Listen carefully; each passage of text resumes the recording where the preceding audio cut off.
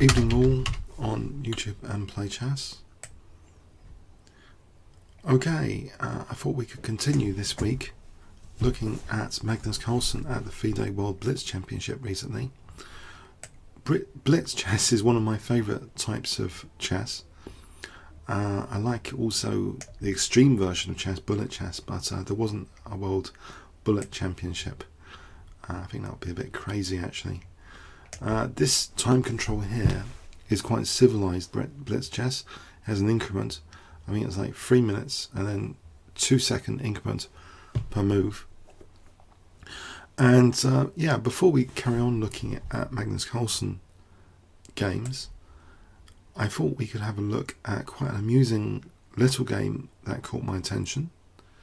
I hope the board size is okay, by the way, on YouTube. And sound okay? I hope so.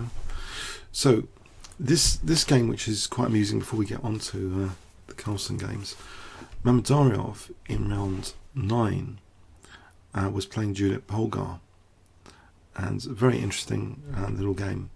D4 from Mamedyarov, and Judit played knight f6, and we had the Trompovsky bishop g5. So a famous grandmaster that uses the Trompovsky, a UK grandmaster, Julian Hodgson, actually won the British Championship quite a few times, making this a pet system. So it's quite dangerous if the opponent doesn't really know what they're doing. Knight e4 is like the theoretical move. Bishop h4. I've recently tried a crazy move against Bogdan Lalic, a grandmaster, and a recent local blitz over the board.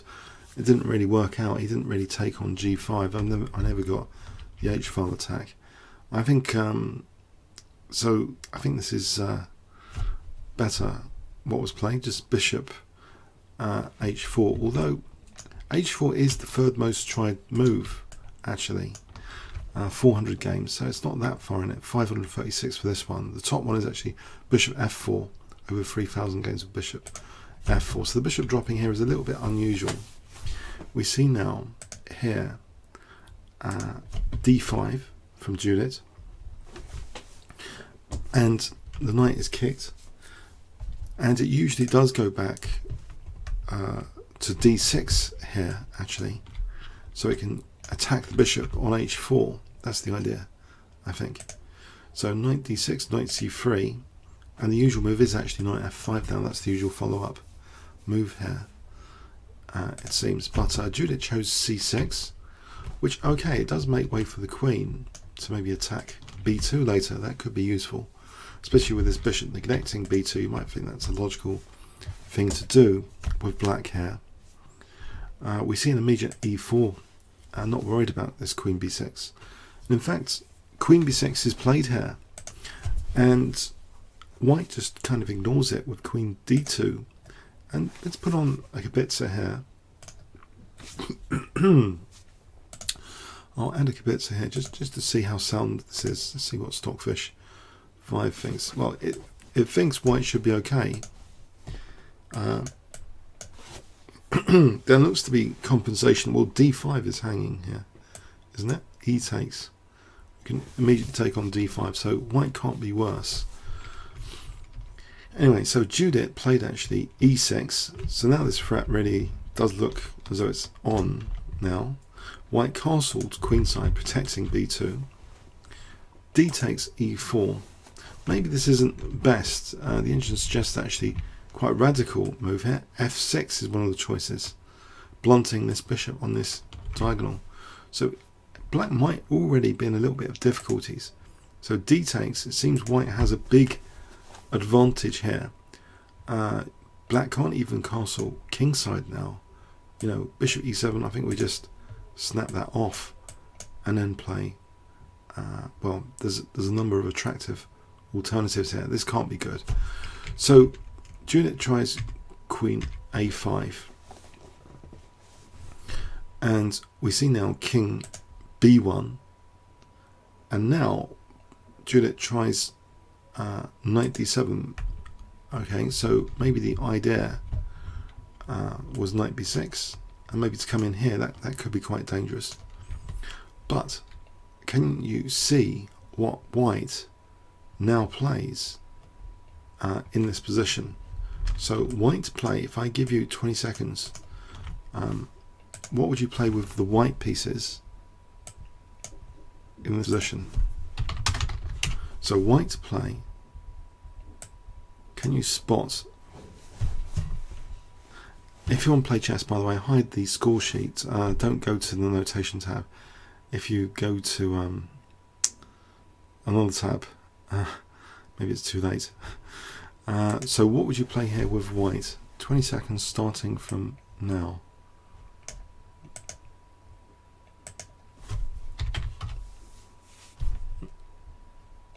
Any ideas?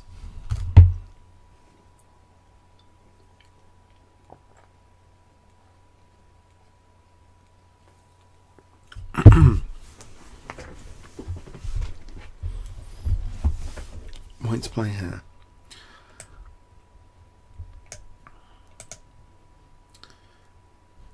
The tactically observant might spot something.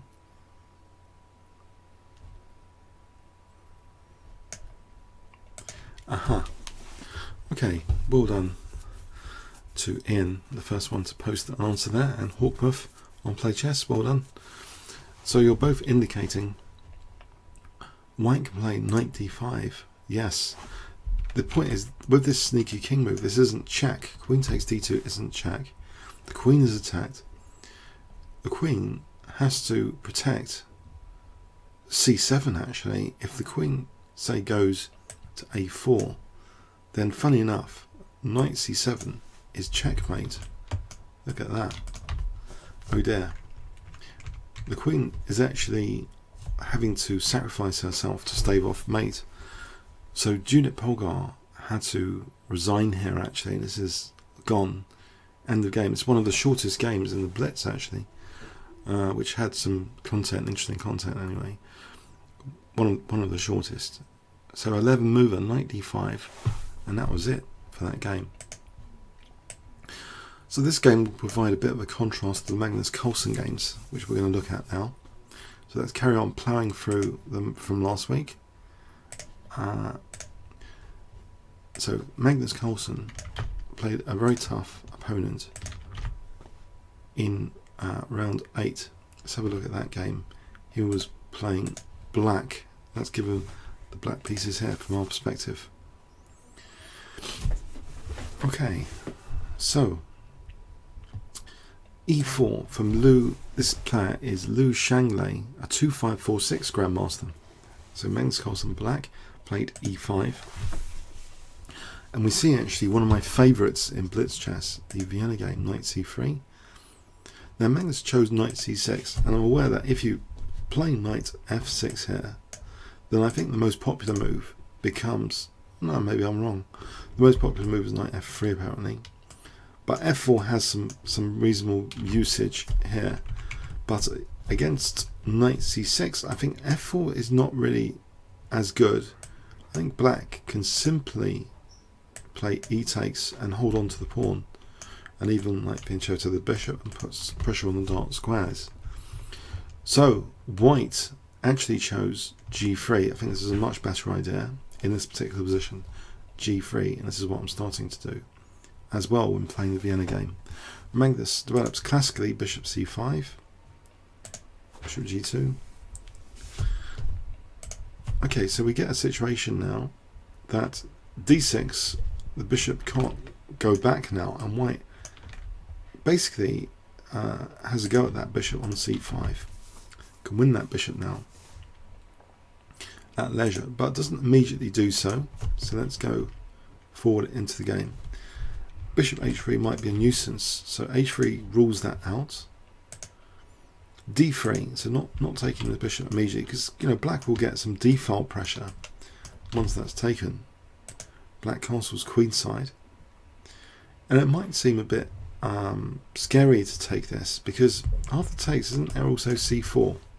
White did actually take here, d takes, and played bishop e3. So bishop e3 is interesting now. c4 is actually mentioned by the engine as a reasonable try for black, actually, as it goes. I thought, what am I missing here when I played through this game? Couldn't black try and use this c file? Takes, the idea is, well, this is okay for black. Funny enough, Magnus didn't play that. He played b6, which the engine also likes, actually, b6, just b6. So I think the idea is maybe later to play knight d4 and encourage the undoubling of the pawns. Now white tries to get rid of this kind of bind, undermining it from the side, f4. But now f5 is played, which also rules out f5 from white. Queen d2. F takes, d takes, so white doesn't mind the exchange of queens here. Queen e8, the queen actually goes to c3. Knight d4, and white gives up voluntarily the dark square bishop. It undoubles black's pawns, but it actually closes the rook in a bit, and now queen a3 looking at a7. We see bishop c4. Now here it's too dangerous, I think, to take on a7. If queen takes a7, black, Magnus, can play bishop takes, and here queen c6 eyes a8 and c2, and this starts to get a bit scary for white. Say for example like this, knight g6, the king's a bit loose here, and this is too dangerous. So that's not very pleasant to take the pawn here. White wisely perhaps plays bishop f3. Black is doing very well though, technically. The engine has this as more than a point, more than a unit better for black. Knight c6 was played, maybe king b8 as well. It's just simple as well. Knight c6. White castles queenside. E takes. And this wins a pawn by force, actually. Black is winning a pawn by force. You might think, well, did white have to castle queenside? Would it have made a difference? I'm not really sure it did, actually. This is already a bit awkward. If castle's here, well, there's other awkward possibilities like d3. So anyway, that's a different story. So white castled queenside.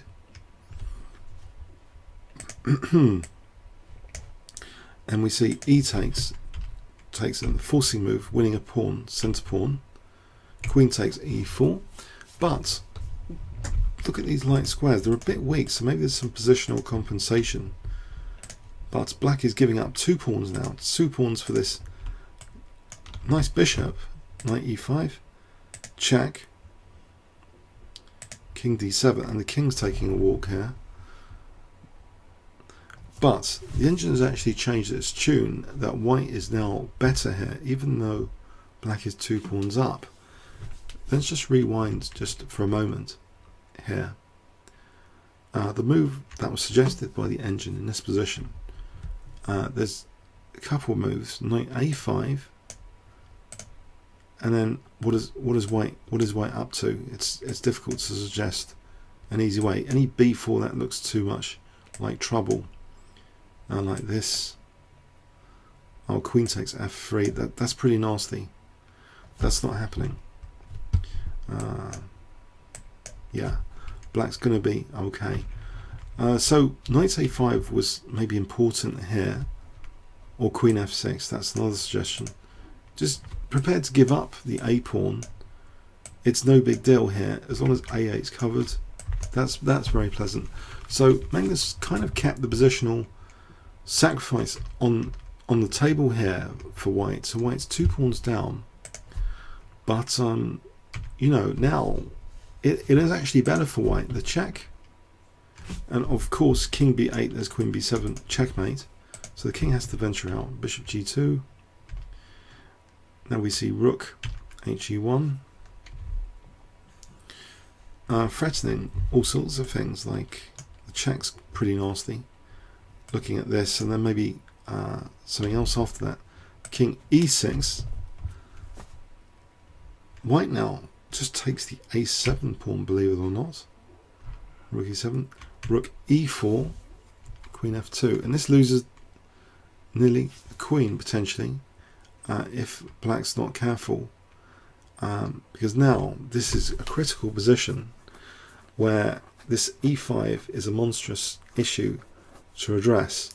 And there's an amusing move actually given by the engine here to address it, which I'm not sure a human would play that quickly.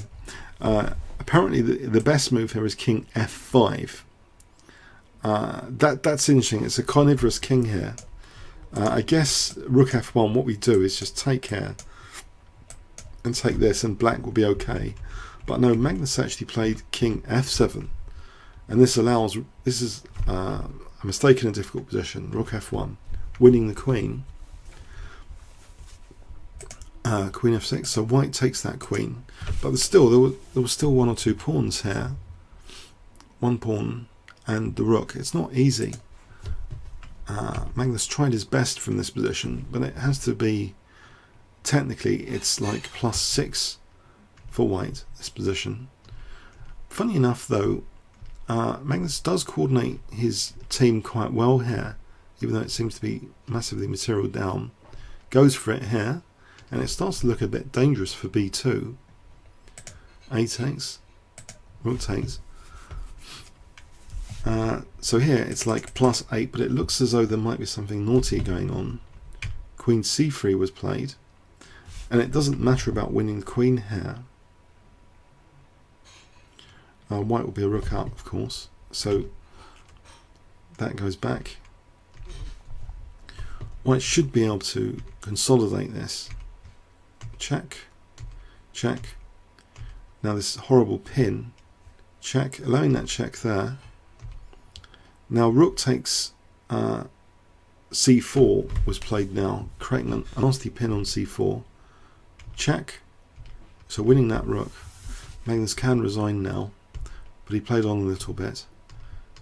It is Blitz chess, but it is with increment, so as long as white's not running out of time. So he won that. I think that was Magnus Carlsen's only loss in the championship, and it was from a Vienna game, which is one of my favourite openings in Blitz, funny enough.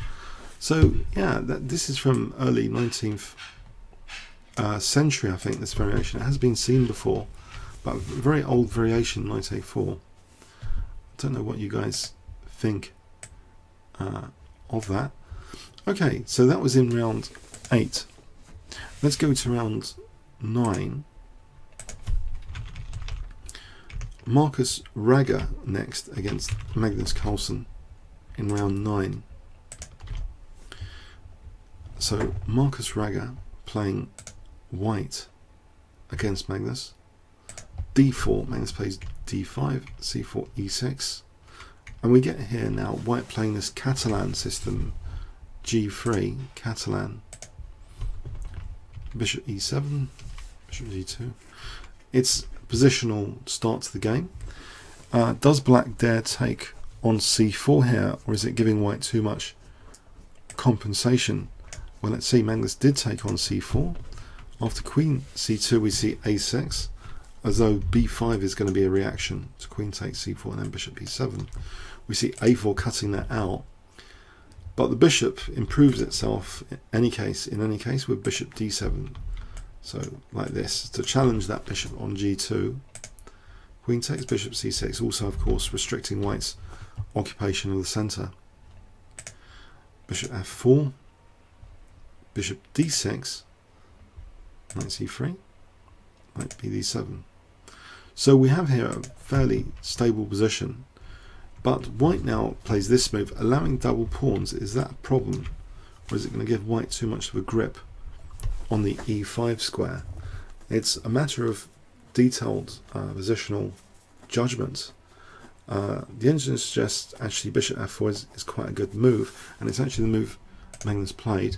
So in one sense it grips this square, and another, this g file could be a problem for black.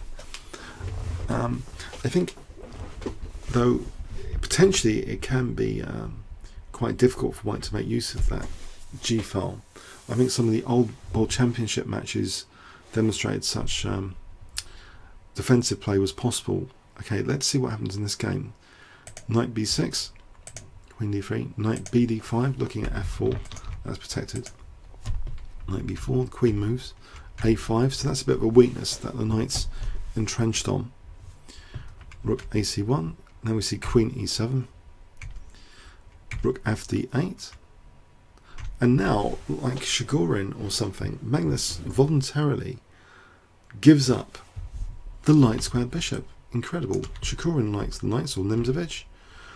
White might be threatening to use the E5 square here with Knight E5, and it might be quite a nuisance. Knight on E5, so it's actually snapped off, and now C6, blunting the bishop. So Knight E4, and that's taken. So knight versus bishop here. But now, with the absence of that knight, the H4 square is available. Queen H4, and now G6, battening down the hatches against this imminent G-file attack. White's going to try and build up here rapidly. Rook G1, okay, Rook G5, the knight comes back a little bit. Now King H8, so preparing things like this. Queen F3, and already if White's given time, then this will be quite dangerous now after Queen F3 to try and embarrass the Queen. Queen has to be cautious here. Queen H6, Queen G3. Now F5 might actually be a threat here because of G8. F5 might be a problem move to address tactically, and Magnus does that precisely by playing F5 himself here. So a very good defensive play on this G file so far. Rook G8, H4, Knight F6, Rook G2, Queen F8, and now White plays H5 here, and Magnus looks to be under pressure. Of course, he doesn't want to play this. It will be a disaster. Bishop takes, and now we've got the trebled, G8 disaster. Now he has to do something else. He takes with the pawn. It looks a little bit messy to take with the pawn, but this extinguishes White's attack a little bit. And now we see Rook G7 taking the pieces off, going straight into an endgame. So is that good positional judgment? Because Magnus had to factor this endgame. The bishop would seem to have, in theory, points of attack on the light squares. If we try and look at this endgame right now, if White avoids things with Queen F3, this is okay for Black. This will be okay. Knight F6, Knight will be okay here. In fact, Black might be threatening to be slightly better. So White just went in for this ending. Queen takes G7. So we have this ending scenario. Are these pawns an actual problem? If the bishop can come around and tickle the pawns, that might be interesting. But we see King G2 here. Let's have a quick look. Is this possible? No. Knight F6 actually wins the bishop. That would be quite embarrassing. The bishop would be trapped there. It would love to have got to C8, I think. So it's not doing that. King G2, Knight F6, kicking the bishop back. And now we see H6 putting at least one pawn on the dark square. Bishop B3 also prevents the king infiltration later with G5. We've got this wall set up now with the knight and pawn on these two squares. King F7, F3, as though E4 is going to be useful, or just trying to bring the king in either. King G3, as though there is an interest maybe in this. King D6, King H4. So if the knight ever moves now, then we'll have King H5. Magnus now plays B5, and we see King G3 just waiting around. Knight D5, saying to White now, doesn't mind about bishop takes D5. So White doesn't. In fact, let's just check this. This is one of the strongest moves in the position. Well, let's see, if bishop takes d5, king takes d5, and I think this king is going to be a menace. If b3, I think we just take on a4 and play this. We're going to be quick with this a pawn. I think this is unacceptable, this king c4 now. So white can't do that. White plays e4. It's a bad position for white. Okay, so knight b4. That b pawn is in danger to knight d3 here. In fact, it's difficult to suggest what white can do in this position. If bishop d1, maybe to try and answer with b3, then takes, if takes knight d3 here, this is still better for black, this position apparently. Well, we can move, we can either move the king, or maybe we can even play h5 just to try and win this pawn before carrying on operations. But white, I guess, made things easier than this.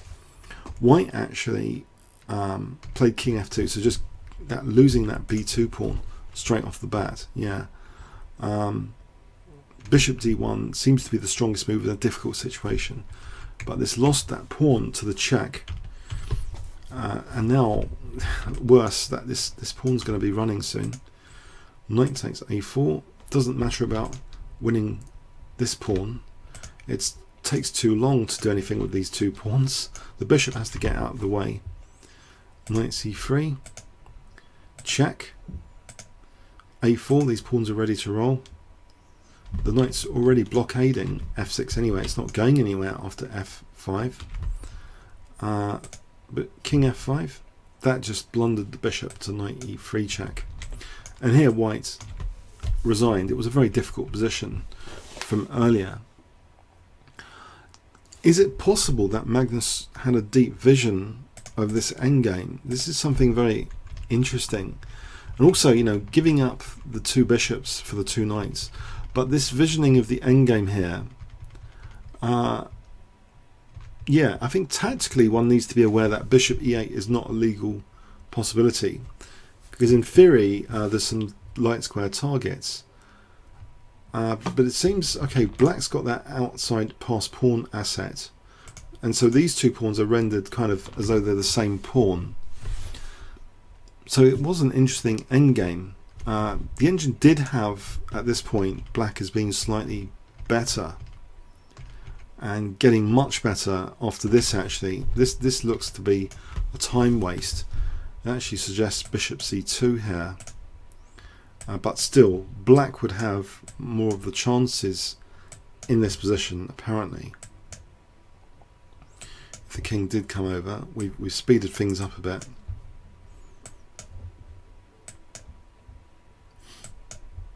But, you know, we've got this potential to create this passed pawn. This might actually be technically winning for black because there's this passed pawn over there. It could actually be technically winning. This is just falling for an engine line, and even this is like approaching +2 for black. Now this is horrendous to try and defend. I don't really know. So it was good visioning. Okay, so that was a nice endgame quality game, which is benefited from the time control, that 3-second increment.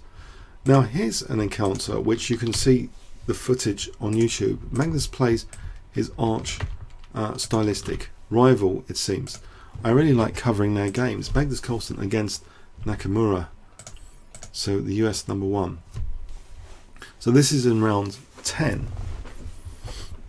Okay, so in round 10 these two clash. So they've had a lot of Twitter kind of funny tweets building up their rivalry. So Magnus playing white e4, and we get actually, instead of this dull Roy the Pez business, I think this is getting a bit more in fashion now to actually play the Scotch game, d4. I think it was Kasparov that at one point revitalized the Scotch game, but it seems to be a nice weapon of choice to give at least the spectators a more interesting style of game. So bishop c5 was played here, and a common move is bishop e3 or knight takes c6. This is the third most popular, knight b3. Bishop drops back, knight c3. So Magnus playing white, knight f6. Now that knight is pinned. Okay, black castles. And now we see queen f3. So is black in a little bit of positional trouble with the double pawns? Bishop's over there, not sort of on e7, say. One point to note, I think this is not doing anything. Knight e5. I think queen f4. It might be an invitation for a draw, actually. But I think they don't want to draw, they want to have a great game. So that wasn't played, thankfully. Instead, we see knight d4. And this is one way for black to defend actually f6 after knight takes. Bishop takes, defending f6. White castles queenside. And now a forcing move from black. Bishop takes c3. So the question is, can white play queen takes c3? White played b takes here. Queen takes c3 I think backfires. This pin isn't a real pin. We've always got to watch out for these artificial pins. And here knight takes e4 is actually a very strong move. This wasn't in the game. Magnus took with the b pawn, so I'm just demonstrating the pitfall here. Knight takes e4 embarrasses the queen and the bishop. If bishop takes, then knight takes, and black ends up actually better here. This position, a pawn up, white's got double pawns, same colour bishop, black's better of course. There's no major dynamic compensation or anything. So white, Magnus, had to suffer horrendous looking double pawns for a moment at least. Rook e8. Now bishop c4. White is in no hurry to inflict the same structural damage here. I think this will just be equal. This sort of position, we just have a kind of mirror of the double pawns, with black having pressure on the e file. This is a dull position to play, I think, compared to leaving the queens on. So bishop c4, d6. Having said that now, black is threatening actually bishop g4 in this position. And I think if h3, that looks like a slow move, but black's going to be fine with bishop e6. So Magnus actually did play now bishop takes f6 in this position. Yes, and the queens do come off. Okay, yep, we have another simplification to an endgame. Now, I would just like to say at this point, in all honesty, Magnus Carlsen's style is far away from mine for Blitz, but there is someone in the Blitz Championship that I think came second or third, and he played all sorts of Dutch defences and stuff, and we could look at that in the next few weeks after this, just from a stylistic perspective. But this is good for learning about endgames, so I just want to let you know about that. I'm not really saying this is my style of chess. It might not be everyone's cup of tea, but there is an elegance, of course, to the endgame play. So we have simplification here.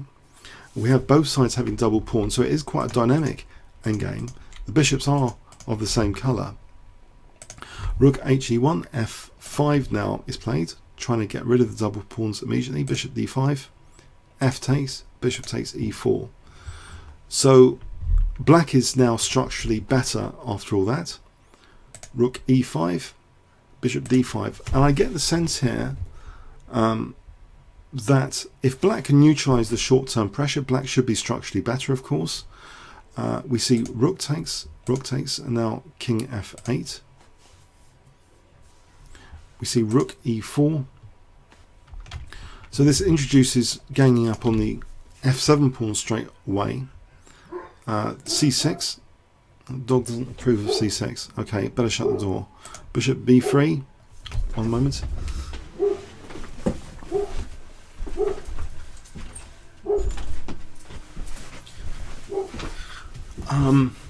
Okay, so Bishop f5, it seems the evaluation is actually now slightly, technically, minusculely in favour of black.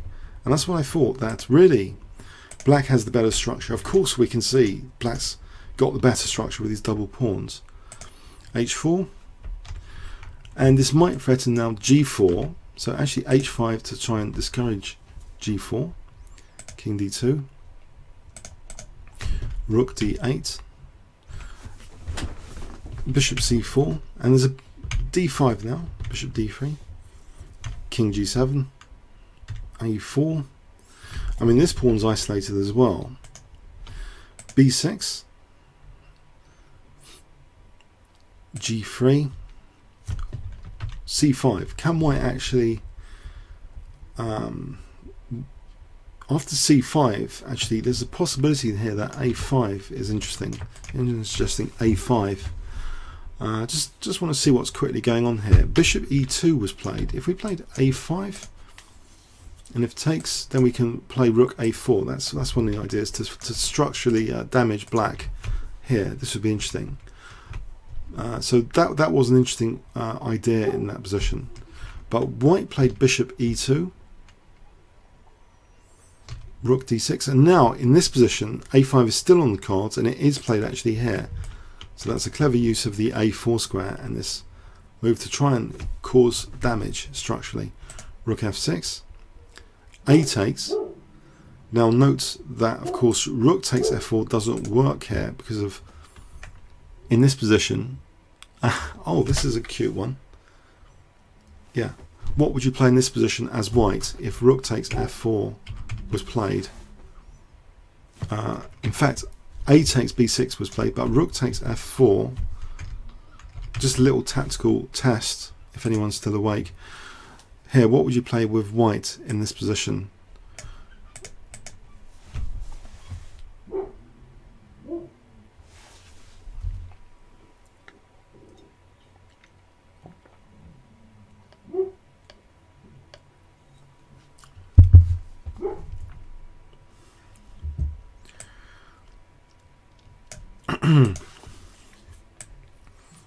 Would you routinely recapture? I hope not.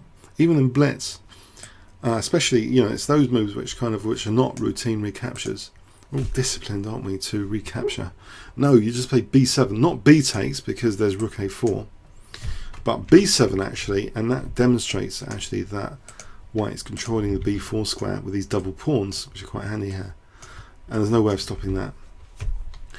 Just a little side note. Okay, so a takes was played. Now bishop f3, and technically the engine suggests black could have just taken here now and given up d5, believe it or not, with king f6. Is this to be believed?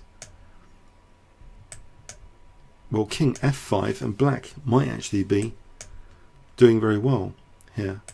Check. And winning h4, so maybe that was an interesting possibility, but we see rook d6 instead,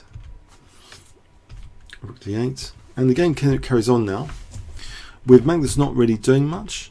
So who's got the pressure after b5, taking away that a4 square? Now rook b6 was played. If c4, that's a major concession to the d4 square, I believe, and white would be actually doing very well. He could arrange maybe an attack later on d5. So rook b6, rook a6 now, sneaky, offering d5, and isn't it controlling a2? Well, in fact, if this is taken, there'll be rook d6, and that would be embarrassing.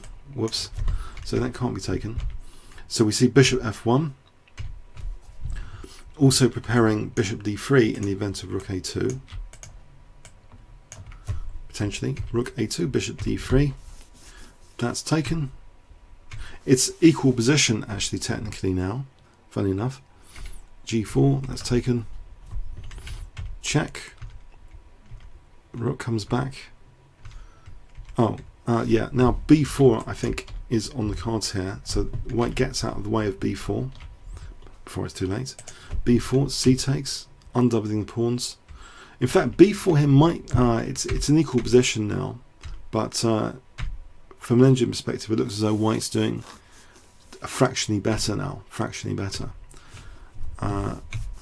King is ready for that passed pawn. It's not going anywhere.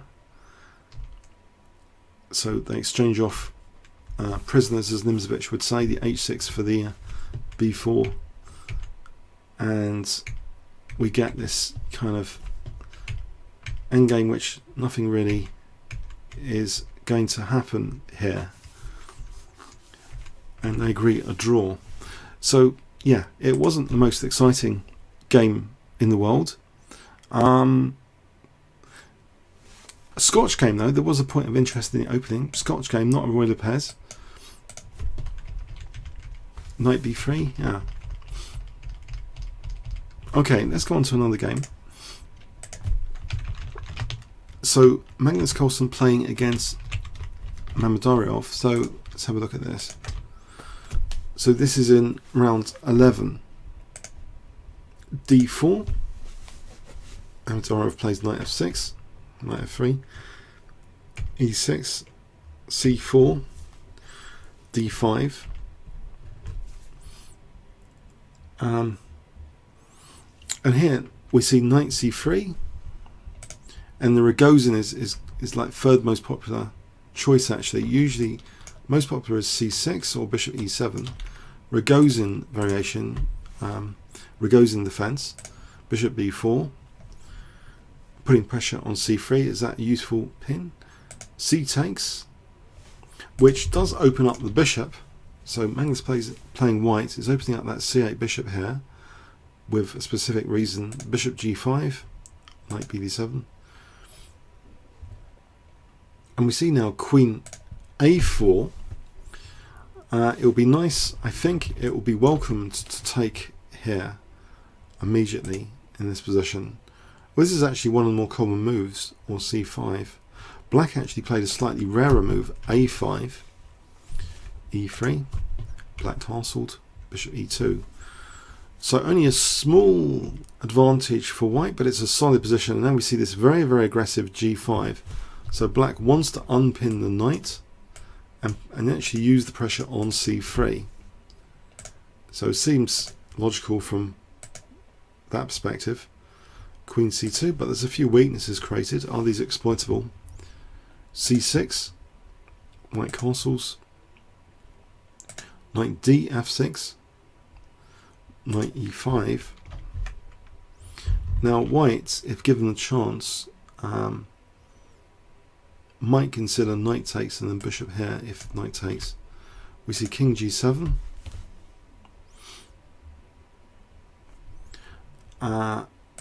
a3. Black now did take on c3. Strange. He's a Rogozin expert. The engine actually suggests to preserve the dark square bishop here. I think he wants to, keep that control of e4 without white having pressure on e4. But the engine does suggest bishop d6. This doesn't look as though this should be nice after f4. It looks as though black's king side could be in trouble, but maybe there's enough for black to play here. So he didn't play it like that. He gave up the bishop voluntarily. Bishop takes c3. He's 2-7-4-3 FIDE. He knows what he's doing, but it's Blitz chess. And the engine evaluation shifts for white here. Is this b file going to be a problem? Is that the problem? It's c4. Is black's queen side going to be in trouble? Knight takes, h takes, bishop e6, and now rook ab1, so immediately threatening b7, and now this c4. So white does seem to have annoying pressure here on the queen side. Knight d7 is played, and white just takes on d5, c takes,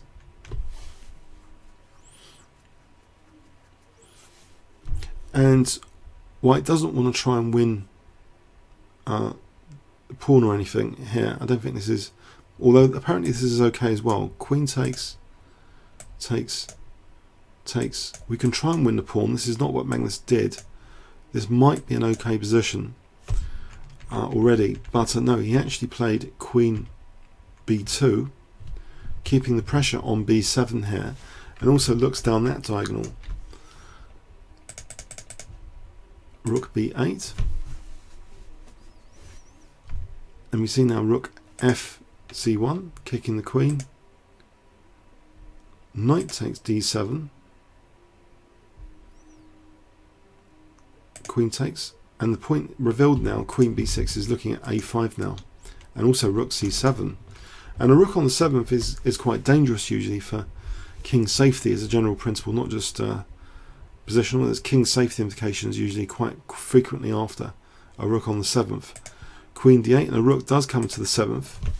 So black has to be extra cautious here, especially with his king on G7, that X-ray. And it's Blitz, bear that in mind. And grandmasters are just human, just to remember. So they do occasionally blunder horrifically, especially in Blitz. Rook on the 7th is danger time. Let's imagine in this position if black played king G8. There might be a slight snag here. This looks like the engine is not even liking queen takes a5. I mean, it likes that, but it's actually suggesting queen c5. Maybe with the idea of rook b6. This is getting scary, or taking on b7 later. So anyway, black maybe wasn't happy at this point. Rook c8. Rook takes b7, offering the exchange of queens. Black now rejected that with Rook c3, and can you see what Magnus played here at move 27?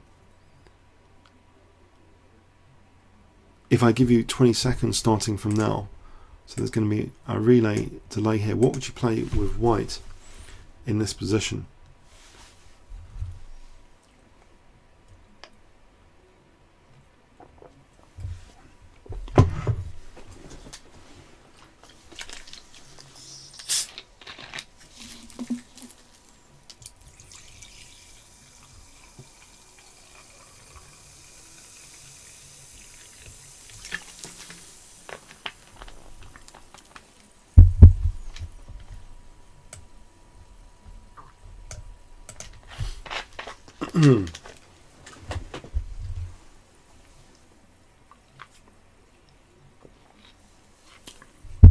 Oh, hi Thomas. One of my club mates is here. Yeah. Okay, the rook on the 7th is a clue from earlier. Queen takes e6. Oops, the pin. The power of the pinned piece is illusionary. I think there was a quotation to that effect. The pinned piece, it will pawn, it's illusionary. It's not really holding e6 here. Queen e6. Ouch. I feel it's a bit weird personally, if I might say something personally, that Mamedyarov Rogozin in Blitz doesn't seem that convincing. Maybe everyone's kind of frightened to death when playing Magnus Carlsen. It just seems a bit weird though that the way this was played. Why was it played like this? It's just interesting that black voluntarily gave up c3. I guess, you know, the pressure built up. If black had ever dared take on c4, I think this just leads to something else which is horrible. This concession in the centre, you know, white playing for maybe e4 later, or just, well, immediately threatening this. What does black do? This is a pleasant position. We've got weaknesses on the queen side. And e4, it looks pleasant. So I don't know. This doesn't look. It looks as though black was asking for trouble. But queen b2, I think, was a classy move. Maybe we wouldn't choose. Maybe many of us would go for the pawn, but it kept the tension going in the position, keeping the queens on, and that obviously facilitated a more gigantic blunder, like we saw when the queen came in, putting lateral pressure, and here, yeah, causing the winning move. So let's have a look at another game.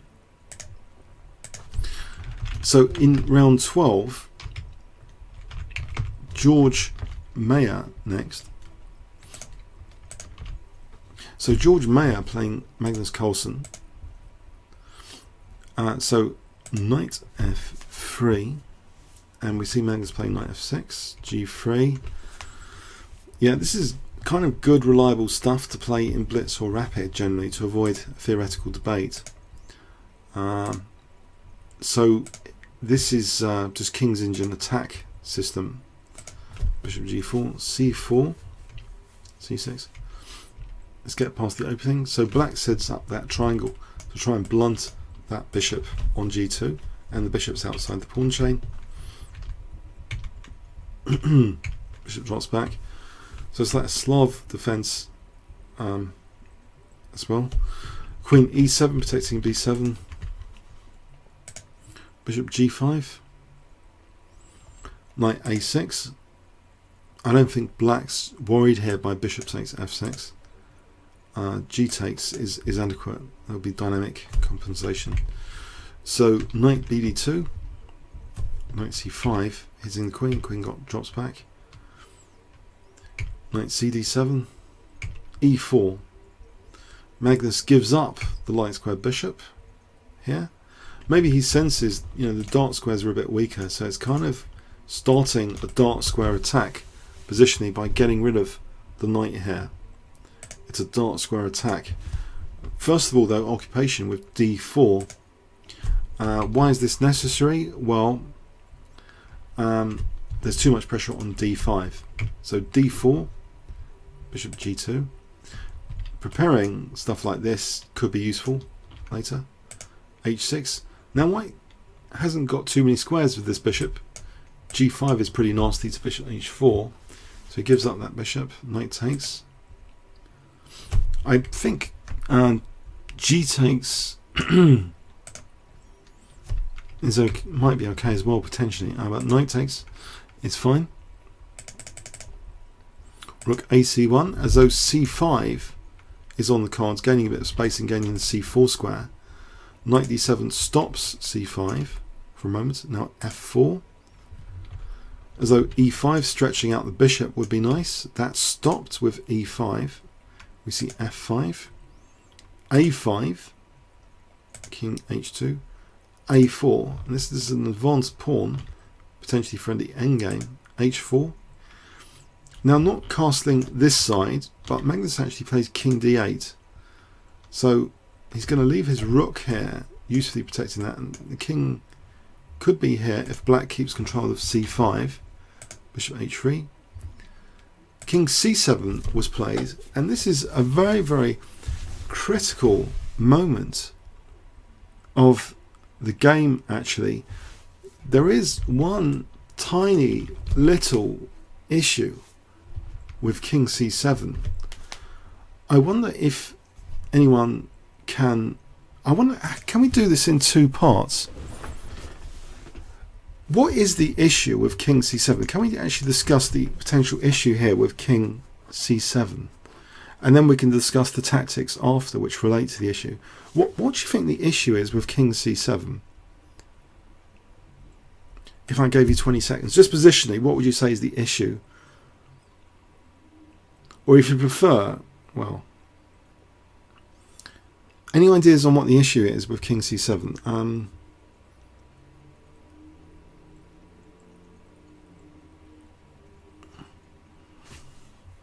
And the tactic, okay, if you can find a good tactic for white to exploit the issue as well, then bonus points. So either the issue or what to do with the issue. That'd be great here. What would you play with white? What is the issue that you see that Magnus might have created? So in fact, in this position here, the engine suggests actually f6 as a, maybe that's another clue actually. So king c7 was played instead.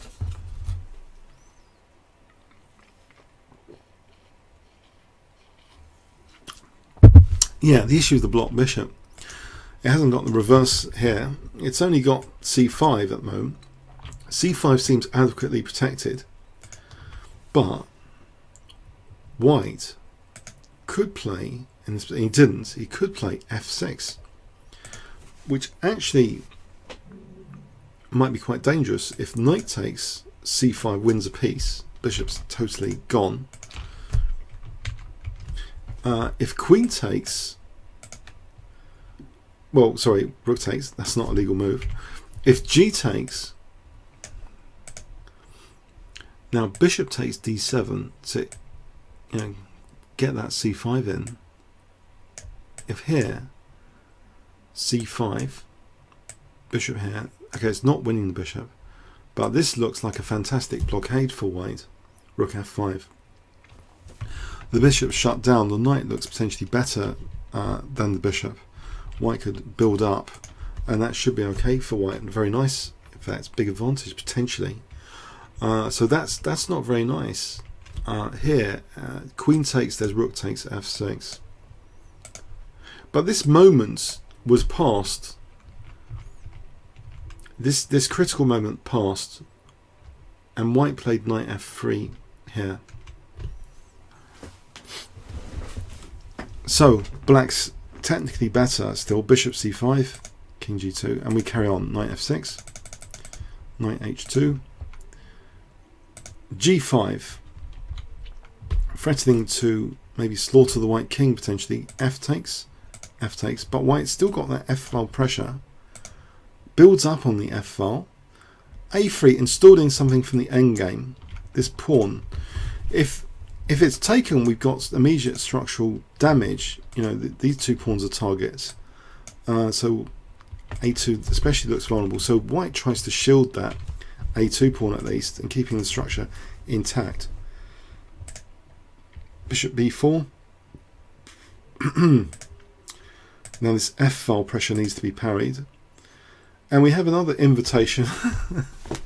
This looks a little bit like a template for the other game. Knight e8. So here at move 29, we have to evaluate the endgame chances, believe it or not. Like the game we just saw earlier, things could come off here. There could be an endgame. Is this knight triumphing, knight and bishop here triumphing over these two? If all the artillery comes off. Rook f7, so two rooks come off, the queens come off. Okay, king b6, at least there's a rook on at the moment.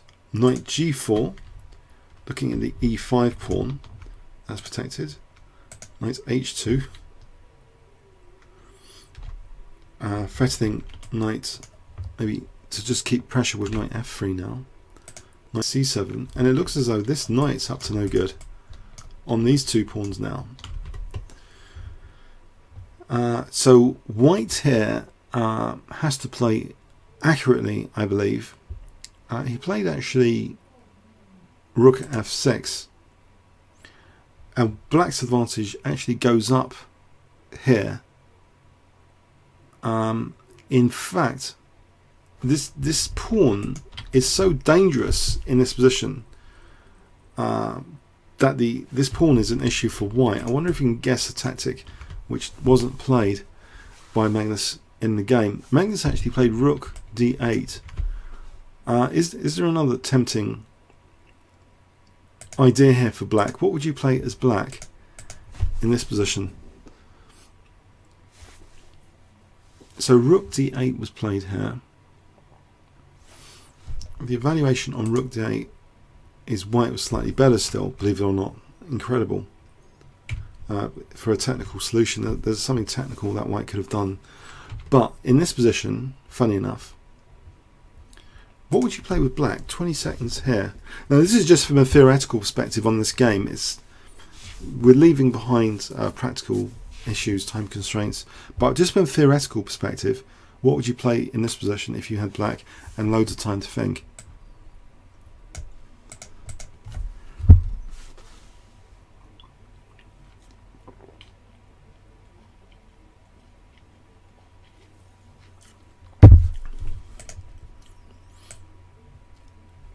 Any ideas?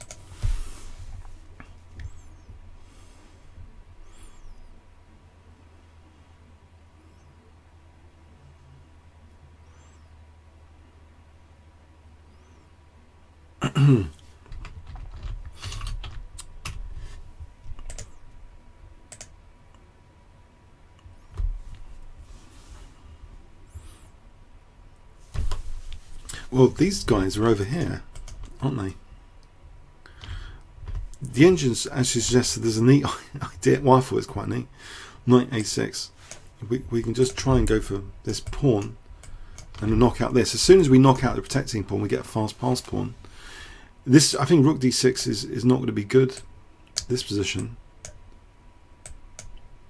This is just theoretical.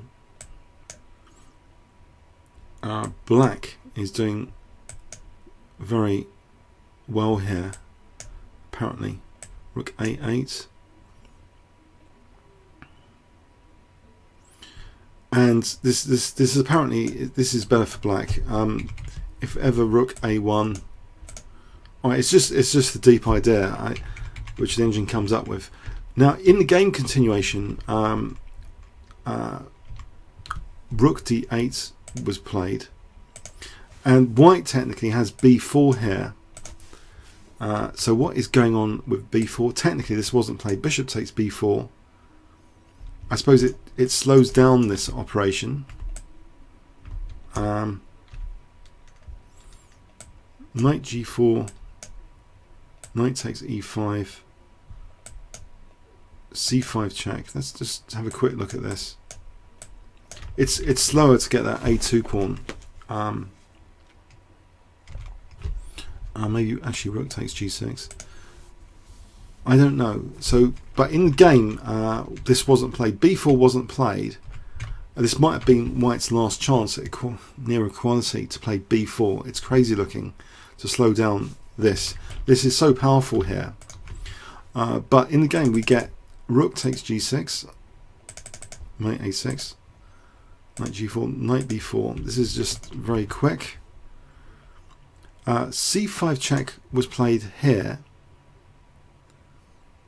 Okay, trying to get knight takes and then knight c4. So if bishop takes, this wouldn't be maybe as good as what Magnus played. This is still very dangerous for white. Magnus actually took with a king, just as good. So this pawn is just, which was installed from earlier, is like a potentially winning trump card here. Knight takes.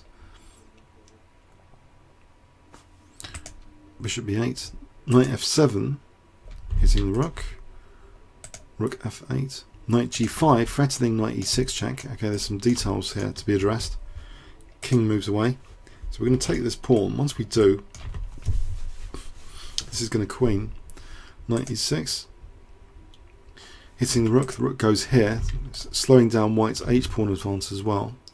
Rook f6, now it's taken, rook f1, knight b4. So we've got this powerful a2 and we've got the d3 pawn as well. Bishop f5. Black did take on d3 to get this passed pawn.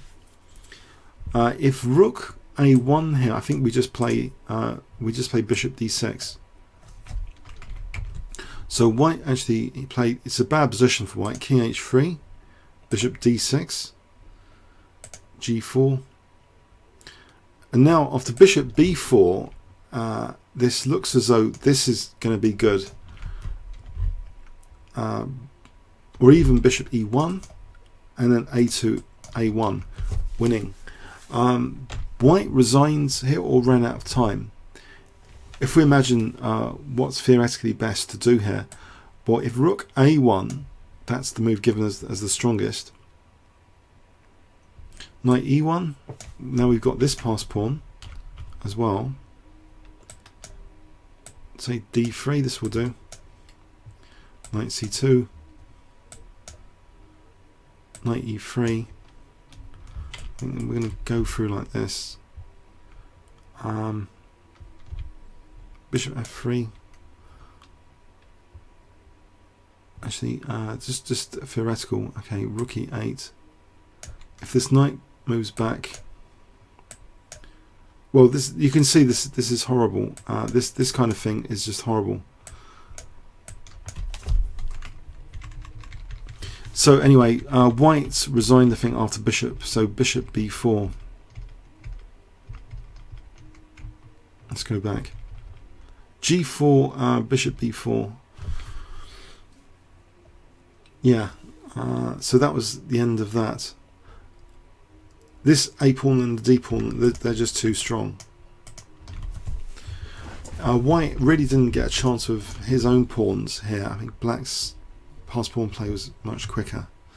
Okay, so let's have a look at another game. So in round 13, Magnus played Vishy Anand with the white pieces.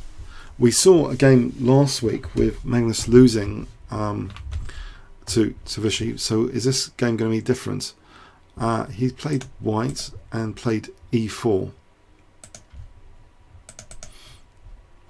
Okay, so Vishy now played what they played in kind of World Championship matches, I think, the Berlin defense. Knight c6, bishop b5. We have this now with d3. I think d3 is getting quite popular. It avoids that long theoretical castling variation. You know, this one, this goes on and on. This position is getting very popular, unfortunately. But we avoid all this with this move d3 here. So d3 here. If you don't want to learn tons of theory and want to be able to play e4, this is useful to know. Bishop c5, knight bd2. Vishy now plays knight d4, hitting the bishop. Okay, so that's taken. c3, bishop drops back. Magnus Carlsen, c6, bishop drops over here, back. Bishop b3, Black plays d5 now. h3. It's a bit sterile, the pawn structure here. D takes, D takes. We have a symmetrical pawn structure. And yeah, my commentary is not very exciting usually with symmetrical pawn structures, I'm afraid. I think, anyway, let's carry on. So queen e7, queen f3, but white does have some pressure, or does he? It's actually given us nearly dead equal this position. Bishop e6, knight c4, knight e3. It looks as though f5 at least is of some interest. That snapped off. Bishop takes. Okay. Yep. More simplification. Yeah. An endgame. h6. So Magnus' play here. Can he grind this out? Is this bishop significantly better than the knight? He's got double pawns as well. So we have another kind of endgame. Okay. White now plays a4. Okay, the a5, as though there's a grip on the dark squares here of some significance.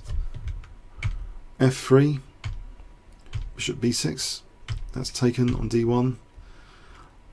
Black has to be careful. Knight d7, bishop drops back.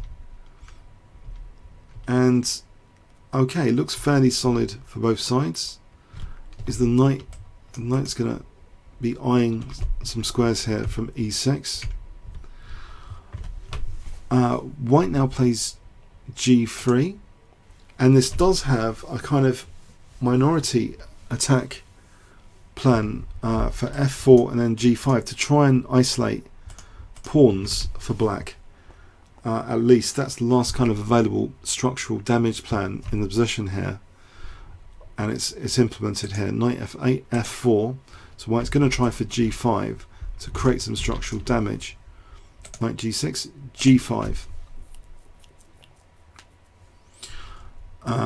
E takes, g takes, f takes, f takes. H takes, g is played. The knight holds h8 for a moment. Bishop takes. So, well, we've got some pressure here for White though at last with this aggressive g5 stuff. Rook d7, rook g1. King f7, bishop e3, knight f8, bishop d4. So looking at g7, that's protected. King e3, also handling knight d4 there. Rook d8, bishop e5. White's a little bit better, but is it decisive? Rook g3, controlling that third rank, and maybe this is annoying. Check. b4. It's a peaceful draw time actually now. After the, I think, They could have agreed a draw here. They throw in a few repetitions, and here at move 48, it's a draw. I generally, if it's not a really high-profile game, I wouldn't be covering this game at all. Just for the record, since we're going through each game, I thought I'd show it. So let's go on to the next game. So Magnus Carlsen against Judit Polgar, and she plays exciting openings actually. So Magnus actually got to play against Judit Polgar's King's Indian defense. So this is in round 14. So c4 for Magnus, g6, we see a King's Indian defense, d6, and we see the Siamese variation being used, f3. Okay, Judit castles, bishop e3. And here, the most popular move is e5. We also have knight c6, that's popular, or c5. We see a6, that's like the fourth most popular. Knight ge2. c6 now. Interesting plan. Usually knight c6 here, or knight bd7, but we see c6 is also, no, it's sometimes used, the third most popular, c6. a4, and now black seizes that b4 square, which was being created as a kind of weakness. Knight g3, knight a6. The knight is going to use that b4 square, it seems, potentially. Bishop e2, queen c7, white castles, and then we see e5. d5, not worried about the c5 square or anything, this is a space gain. h5 now.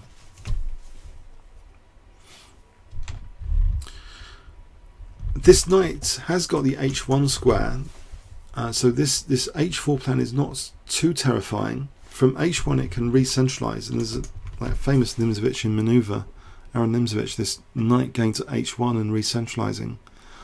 And it happens here now that Magnus invites this h4. It does create some weaknesses for black potentially long term. He plays queen d2, and Judit does play h4, so the knight drops back, so it can go to f2 soon. Knight h5, knight f2 immediately here. But is this bishop trappable? This looks tempting. f5 is played. It also, I think going for this h pawn might technically be okay, apparently. If h3, we can just take that, apparently. This might have been okay as well. f4, if we take here, it's okay to do that as well, but Magnus chose knight d3, and black commits with f4 now, quite committal. Bishop f2, looking at h4 like this. Now if g5, this wasn't played, then white can play c5. Everything is kind of geared up for c5 here, but Judit plays a shocking kind of move, knight g3.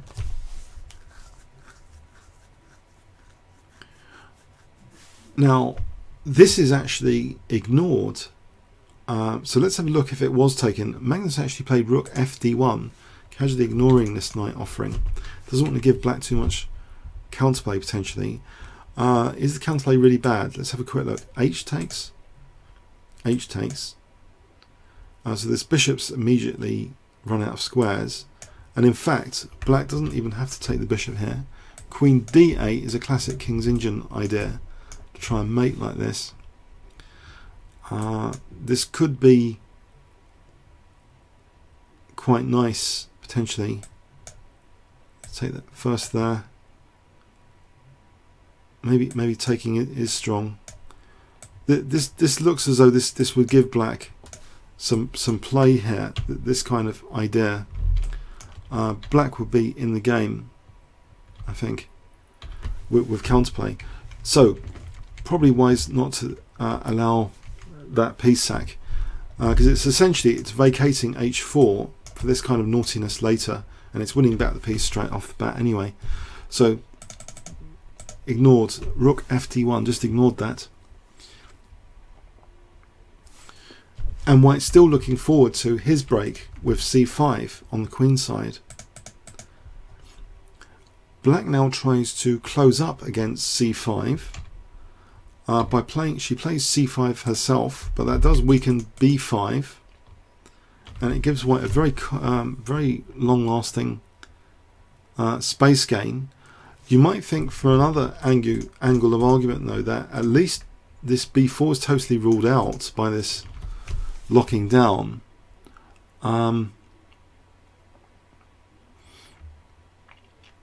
But now here is where White does take on g3. H takes, H takes.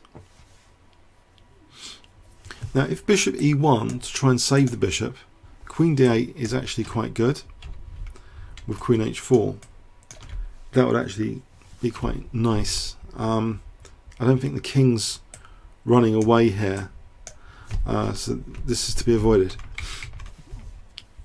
We have to give back the piece with bishop f2. So Magnus gives back the piece straight off the bat here with bishop takes g3. That's the idea, and he gets access to the g5 square. So he's these two pawns. So it is an exciting game.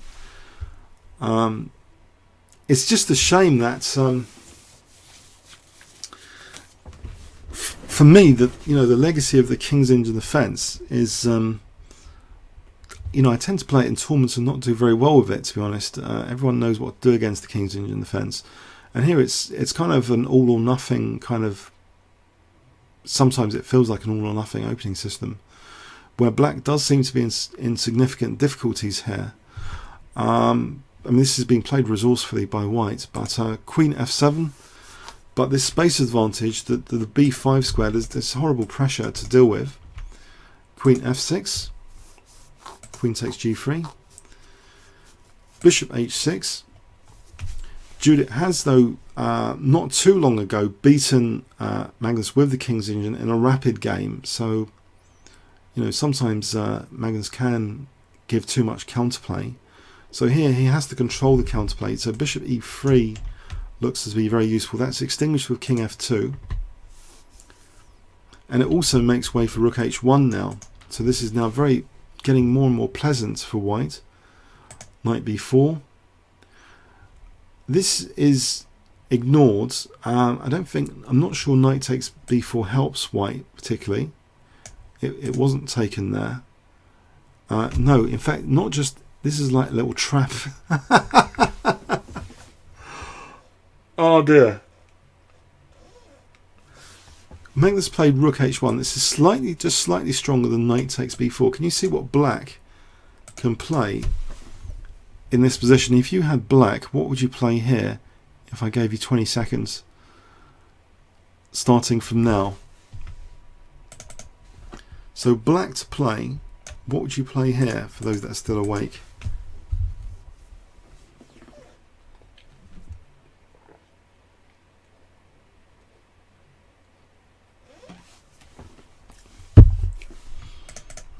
Any ideas?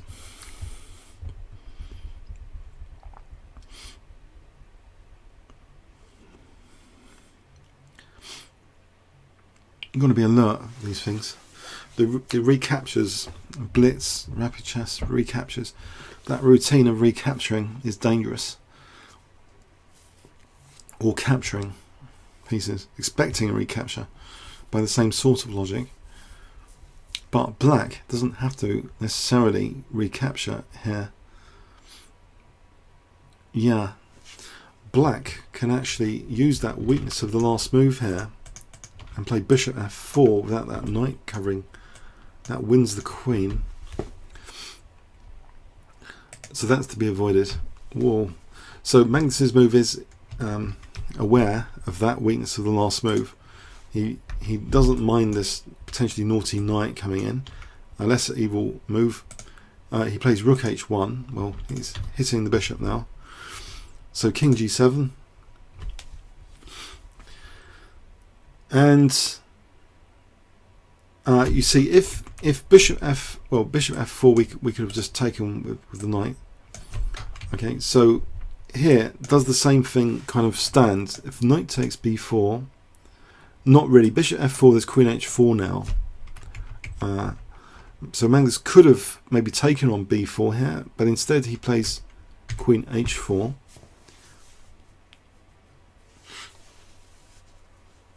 And Judit takes this, which might be a slight mistake actually. Engine suggests g5 or knight takes d3.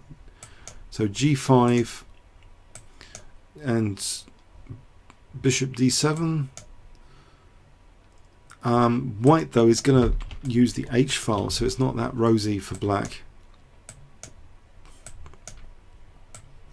It looks to be a little bit defensive, this scenario. G4, okay, probably better than what we're going to see in the game though. So what we see in the game is actually queen takes h4, rook takes. So white's immediately threatening now to double rook h7, bishop g5, rook h2. A little tactic here is played to win the exchange, but white technically is doing very well. White is threatening knight takes d6. If rook d8, if something passive, then white just doubles rooks and uses h7. So this is all or nothing. This is coming like an all or nothing situation for black. Black plays bishop e3 check with this mechanism in mind to win an exchange. Magnus doesn't mind that. Check takes, and the knight's kind of stranded. It's only got b3 to get to d4, so that's extinguished with king c3. And here, I mean, we've still got this d6 as well. We see rook a6 protecting d6. If, you know, rook, well, I think the king could also munch. So if rook here, I don't think we even need to go for that knight. We can just take here, and then this drops, and it becomes horrendous. We've got two connected passed pawns, so you can't entertain that. So rook a6, we see rook h1. So this combination is really losing two pieces for the rook. It's not good. It's busted. Black's position's busted. Should Judit have played a Slav? No. It was fun to play the King's Indian, but there was maybe some slight inaccuracies earlier in the game. This is now technically a lost position. It was an exciting variation anyway, the Simish from Magnus. Bishop takes b5, c takes. Okay, now b3. So this vacates b2 from maneuver like this, hitting d6 again. Now in this position actually b6 is played, and white's got all sorts of nasty things to hit lots of pawns. Rook h2, rook g1. It's completely lost for black. There's no point chasing this h file. I would imagine. Black played rook a6. After knight b2, is going to lose the exchange now to bishop b5, because that seals in the rook, and knight c4 is coming, and here Judit resigned. There's nothing to do for black. I think just as a point of reference, as I like the King's Indian defense, if we just go and look at livebook, what is most usually played here, instead of a6, the usual kind of counterplay methods like e5 and like this, there's a lot of games with this sort of thing. There's ways of generating counterplay like that, for example. I mean, this is an exciting sort of position. So that's with e5 here. As I say, e5, there's knight c6, and we can get a game, for example, like this, with black trying for a quick b5 sometimes after, or like this. This is just ways of generating counterplay which are known and established. But yeah, this A6 maybe it didn't work out that well in this game. But there's other ways of creating counterplay. C5. I mean, I've used this gambit. This is an interesting gambit in Blitz to just give up a pawn here. I had some good results against IMs and stuff in this, sometimes very comfortable positions. So this is another way of generating some dynamic compensation. So there are lots of ways to generate some counterplay. It just so happens in this game, A6, it just didn't seem to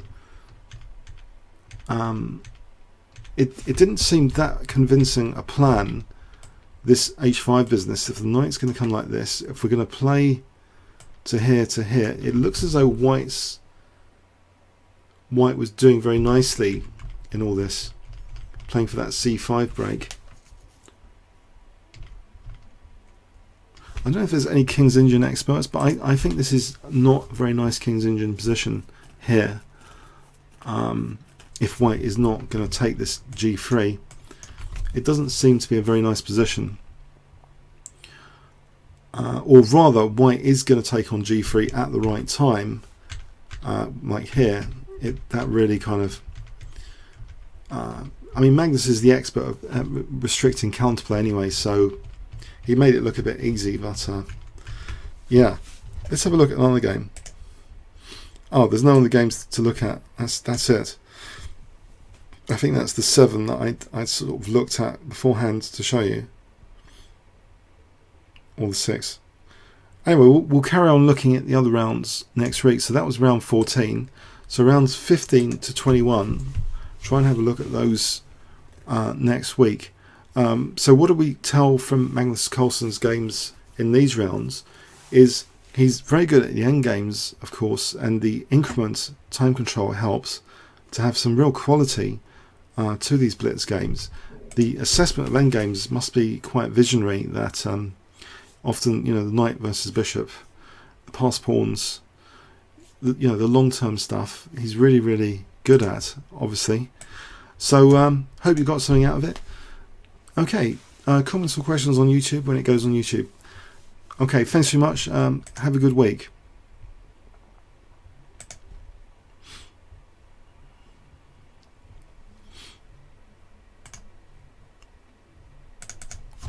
Okay, thanks. I think I'll leave you a few seconds to say if you want to ask me anything. I'm going very shortly, in about 20-30 seconds.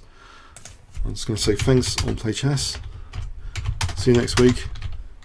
Oh.